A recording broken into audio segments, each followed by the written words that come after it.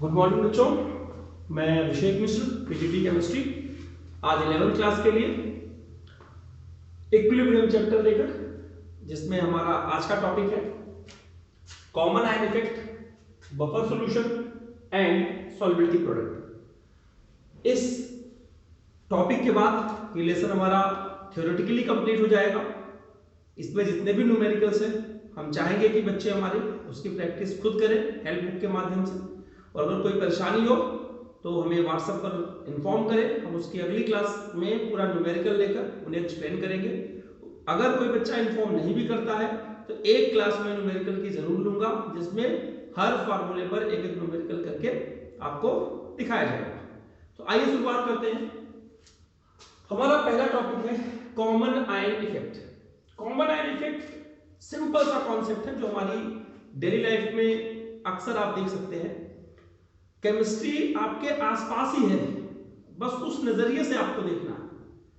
आप ये बात तो समझ सकते होंगे कि छिपकली कीड़े को खाती है, शेर हिरन को खाता है।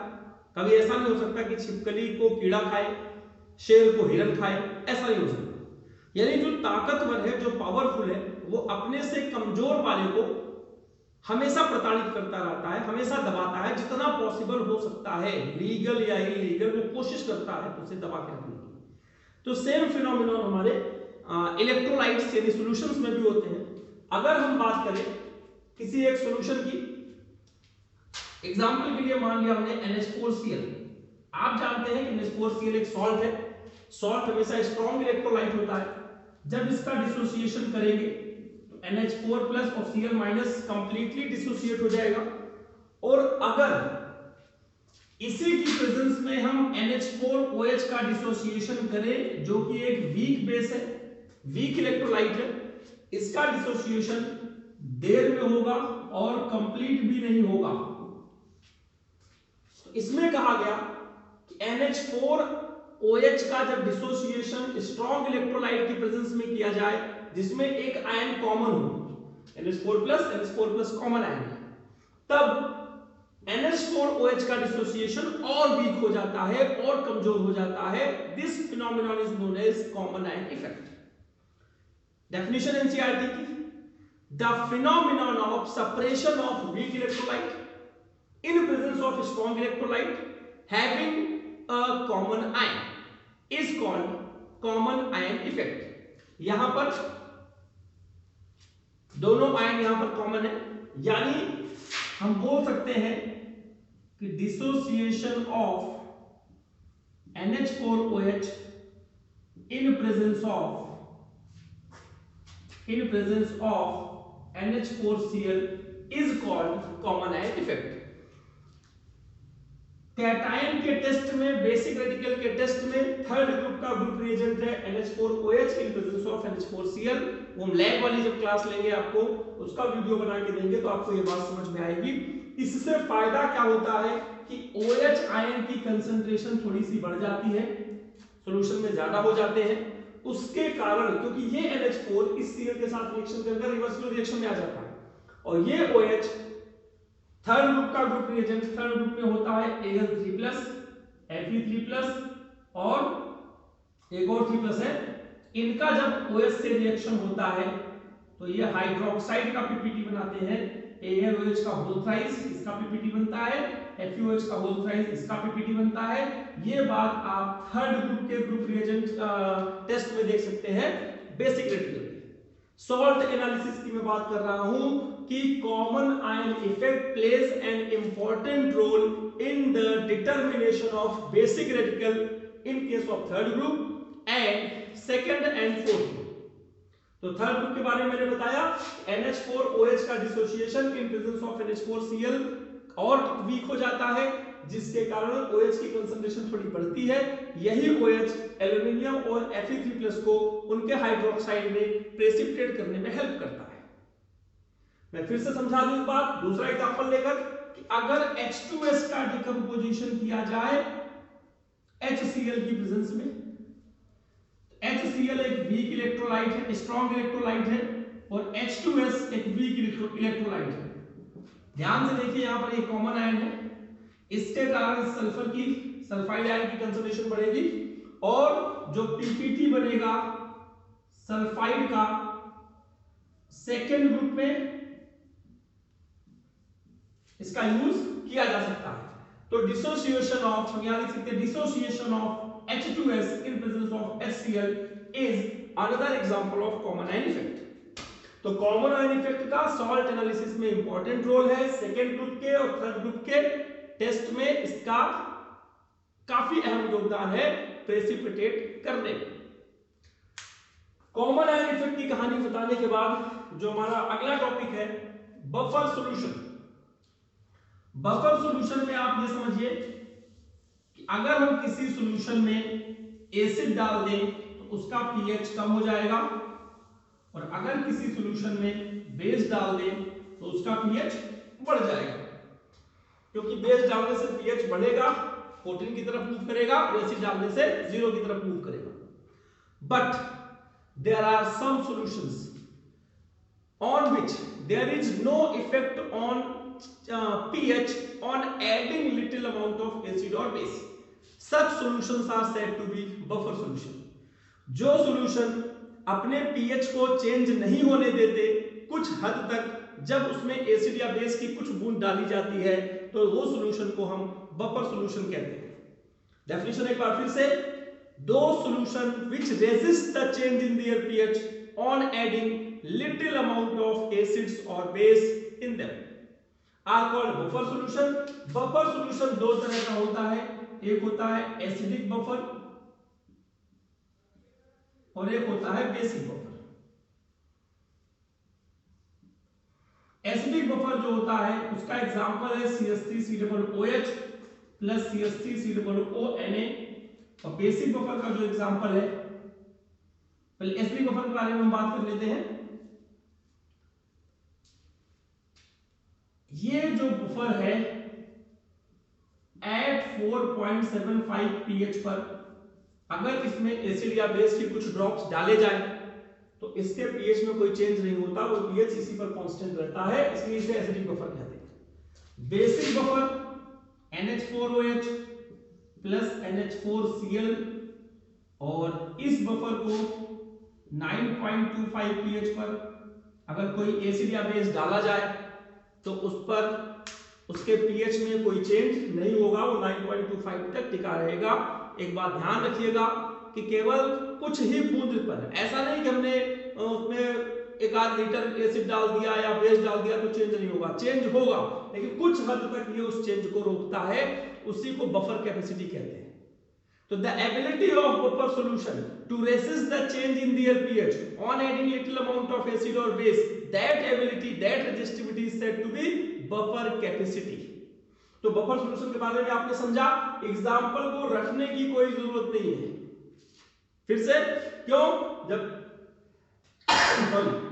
जब हम एसिडिक बफर की बात करते हैं तो वीक एसिड लीजिए, वीक एसिड आपका CH3COOH, और वीक एसिड के साथ स्ट्रॉन्ग बेस का कोई सॉल्ट ले लीजिए।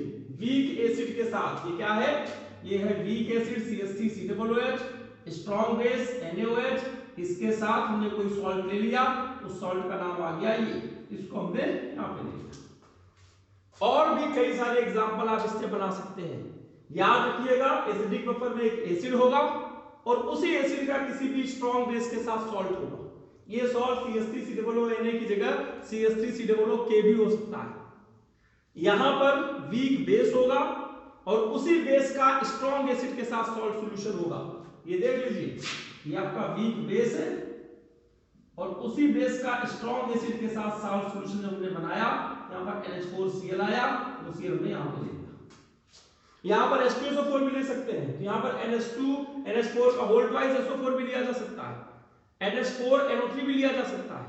तो ये आप समझिए अलग अलग एग्जांपल है, लेकिन हमारी एनसीईआरटी में इन्हीं दो का जिक्र किया गया है। एसिडिक इन जो तीन टॉपिक यहां पर लिखे गए हैं, इनके बारे में एग्जाम में ना आए ये इम्पॉसिबल है, इसलिए प्लीज इसका ध्यान रखिए कि ये तीनों डेफिनेशंस, तीनों पॉइंट आपको अच्छे से समझ में आए। तो हमने बात कर ली कॉमन आयन इफेक्ट की, बफर सॉल्यूशन की। अब हमारी अगली बात है सॉल्युबिलिटी प्रोडक्ट। तो सॉल्युबिलिटी प्रोडक्ट के बारे में हम डिस्कशन करते हैं। इसकी डेफिनेशन बताने से पहले हम चाहेंगे कि इसकी एक छोटी सी कैलकुलेशन है जिसको आप समझिए।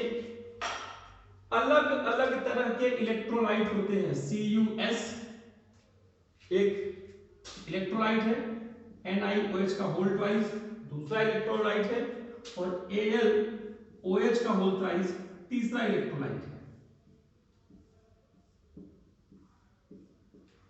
इन तीनों इलेक्ट्रोलाइट का या तीन तरह के इलेक्ट्रोलाइट, हमने क्यों कहा तीन तरह के, वो सुन लीजिए। यहां पर दोनों में एक एक मोल ही कैटायन और एनायन रिलीज हुए हैं। यहां पर कैटायन का 1 मोल है, एनायन के 2 मोल हैं, और थर्ड केस में कैटायन का 1 मोल है और एनायन के 3 मोल है। तो डिफरेंट काइंड ऑफ इलेक्ट्रोलाइट्स यहां पर हमने लिए हुए हैं। इन तीनों का मैं बताऊं, KSP कांस्टेंट होता है at constant temperature. Temperature constant होगा तो इनका KSP कभी चेंज नहीं होगा। वो KSP कैसे कैलकुलेट करेंगे सॉल्युबिलिटी के हिसाब से, वो हम आपको डिस्कशन करके बताना चाहते हैं। इस तरह का कोई भी सॉल्यूशन हो जिसमें एक ही कैटायन और एक ही एनायन हो, तो उसका जो KSP का फार्मूला होगा, इसकी सॉल्युबिलिटी मल्टीप्लाई इसकी solubility is equal to S square, और S इज इक्वल टू बोल सकते हैं अंडर रूट KSP। S का मतलब यहां पर है सॉल्युबिलिटी, सॉल्युबिलिटी, और किसमें है ये, मोल पर लीटर में। ध्यान रखिएगा मोलेरिटी की बात यहां की जाती है। KSP is equal to S square in case of those electrolytes which on hydrolysis produces 1 mole of cation and 1 mole of anion। जब हम सेकेंड टाइप के KSP की कैलकुलेशन करने की सोचते हैं तो कैटायन के नीचे एक ही S रहेगा, क्योंकि इसके लेफ्ट में कुछ नहीं लिखा, मल्टीप्लाई यहाँ पे 2S लिखेंगे, लेफ्ट में 2 लिखा है, और जो 2 लिखेंगे लेफ्ट में वही पावर चला जाएगा, यानी ये आ जाएगा आपका 4S क्यूब। ध्यान से मेरी बात समझिएगा, 4S क्यूब इसमें हम निकालेंगे, और अगर हम S की वैल्यू यहाँ पर निकालना चाहे अंडर रूट KSP अपॉन 4, तो यहाँ पर क्यूब रूट हो जाएगा। जहां तक मैं समझ पा रहा हूं S cube is equal to, हाँ सही है, तो ये आपका फार्मूला होगा इसमें। और थर्ड केस में अगर हम डिस्कशन करें KSP, तो KSP इज इक्वल टू हो जाएगा S मल्टीप्लाई 3S इसका क्यूब। मैंने कहा ना जो लेफ्ट में लिखेंगे वही पावर में चला जाएगा, तो ये इज इक्वल टू हो जाएगा 3 3 जा 9 9 3 जा 27 S पर पावर 4। इसी तरह का एक मैं और लेकर आपको दिखा देता हूं, A2X3, जब इसका एडिशन करते हैं 2A प्लस 3X, यहां पर जो KSP लिखेंगे 2S का स्क्वायर मल्टीप्लाई 3S का क्यूब, कितना आ जाएगा 4S स्क्वायर मल्टीप्लाई 3 3 जा 9 3 जा 27S का क्यूब, तो 27 मल्टीप्लाई 4 108, और ये S पर पावर 5। ये इसका फार्मूला होगा कि A2X3 की सॉल्युबिलिटी प्रोडक्ट का फार्मूला 108 S पर पावर 5। ये नीट और IIT के पेपर में पूछा गया है कि A2X3 है, उसका KSP का क्या फार्मूला होगा। अब बाकी के केसेस में आपको सॉल्युबिलिटी प्रोडक्ट गिवन रहेगा, सॉल्युबिलिटी निकालनी होगी, या फिर सॉल्युबिलिटी गिवन रहेगा, सॉल्युबिलिटी प्रोडक्ट निकालना होगा। उम्मीद है ये बात आप समझ सकते हैं। तो सॉल्युबिलिटी प्रोडक्ट की डेफिनेशन क्या हो जाएगी, अगर हम बात करें तो जो कैटायन और एनायन की सॉल्युबिलिटी है उनके मोलर कंसंट्रेशन के प्रोडक्ट के डायरेक्टली प्रोपोर्शनल होती है या इक्वल होती है। तो ये आप समझ सकते हैं, और डेफिनेशन आप इसकी एनसीईआरटी से करेंगे, समझेंगे कि क्या डेफिनेशन है, क्योंकि यहाँ पर नॉर्मली कह दिया मोलर कंसंट्रेशन के प्रोडक्ट के डायरेक्टली प्रोपोर्शनल होती है, लेकिन यहाँ पर पावर भी आएगा। तो सही लैंग्वेज आप एनसीईआरटी से या हेल्प बुक से करके देखेंगे सॉल्युबिलिटी प्रोडक्ट की डेफिनेशन।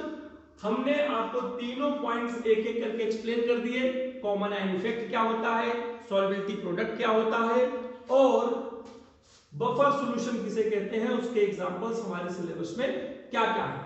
सॉल्ट हाइड्रोलिसिस सिलेबस से हटा दी गई है, और जितनी बातें हमारे सिलेबस में थी लगभग हमने सब आपसे डिस्कस कर ली हैं। एक एसिडिटी का क्राइटेरिया था कि इफेक्ट क्या होता है एसिडिटी पर, वो हमारे बच्चे पहले से जानते हैं, हमने पी ब्लॉक डिस्कस किया हुआ है आप लोगों के साथ। मुझे पता है कि आप ये बात समझते होंगे कि HF से ज्यादा एसिडिक HCl होगा, उससे ज्यादा एसिडिक HBr होगा, उससे ज्यादा एसिडिक HI होगा। अगर हम एसिडिटी की बात करें तो ये हम P ब्लॉक में समझा चुके हैं। लेफ्ट से राइट जाते हैं तो NH3 से ज्यादा एसिडिक H2S होगा और H2O होगा, और H2O से ज्यादा एसिडिक HF होगा। PS3 से ज्यादा एसिडिक H2S होगा, H2S से ज्यादा एसिडिक HCl होगा। ये बात आप P ब्लॉक में पढ़ चुके हैं कि बॉन्ड डिसोसिएशन एंथैल्पी यहां पर डिक्रीज हो रही है, तो H+ आयन के रिलीज होने के चांसेस बढ़ जाएंगे, और ज्यादा H+ आयन निकलेगा तो एसिडिटी अपने आप इंक्रीज हो जाएगी। तो ये था हमारा इक्विलिब्रियम। हम अगली क्लास में डिस्कशन करेंगे आपसे रेडॉक्स रिएक्शन का। रेडॉक्स रिएक्शन आपका अगला चैप्टर है, जिसमें हमें valency, valence electron, oxidation number और किसी भी केमिकल इक्वेशन को बैलेंस करने के तरीके पर बात करेंगे। और इसके पहले मैं चाहूंगा कि इक्विलिब्रियम की कंप्लीट थ्योरी नोट्स के साथ, जिसकी PDF फाइल हम आपको भेज चुके हैं, उसको बना के एक फाइल बना लीजिए, नोट्स अच्छे से बना लीजिए, और जितने भी न्यूमेरिकल्स हैं इसके सब करिए मत करिए, लेकिन हर फार्मूले पर एक एक दो न्यूमेरिकल जरूर करिए, जिससे आपको एग्जाम में कंफ्यूजन ना हो, परेशानी ना हो, और जितने ज्यादा न्यूमेरिकल करेंगे उतना आपका कॉन्फिडेंस बढ़ता जाएगा। तो आज की क्लास में बस इतना ही। लास्ट में इतना ही कहना चाहूंगा कि कोरोना से अपने आप को सुरक्षित रखिए। बहुत सारी लड़ाई हमने जीत ली है, बस थोड़ा सा ही बाकी है। धीरे धीरे कोरोना के केसेस कम होते चले जाएंगे, और ये सब केवल हम लोगों के संयम के कारण हो पाया है कि हम लोग घर में रहे, बाहर नहीं निकले। इससे फिर से मैं आपको सलाह दूंगा कि जरूरत ना हो तो घरों से बाहर ना निकले तो मास्क लगा के निकले, hand sanitize time to time करते रहें, और सोशल डिस्टेंसिंग का पालन करें, ताकि सब कुछ जल्दी से स्थिति सामान्य हो और हमारा स्कूल फिर से खुल पाए और हम आपको अपने स्कूल में लाइव पढ़ा पाए। तो इसी शुभकामना के साथ आज की क्लास में बस इतना ही। धन्यवाद।